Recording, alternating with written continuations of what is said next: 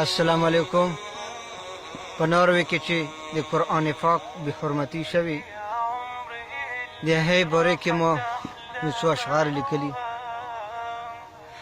تاسو ټولو ته یې ډالۍ کوم. په نظر که ستا ارزان دی، په نظر که ستا ارزان دی، زما روح او زما ځان دی. حفاظت زما د رب ده، حفاظت زما د رب ده، کلام د پاک سبحان دی.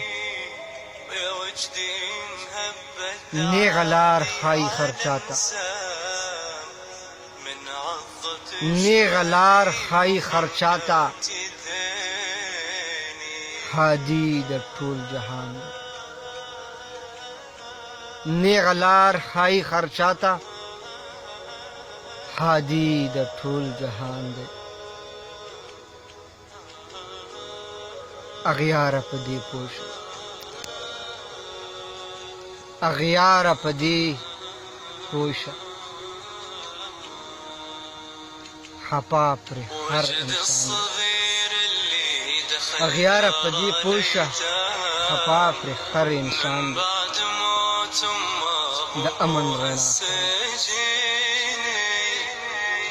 د امن رڼا ښایي کتابونو کې قرآن دی. د امن رڼا ښایي کتابونو کې قرآن دی. د انفال نه ځان خبر کړه، د انفال نه ځان خبر کړه،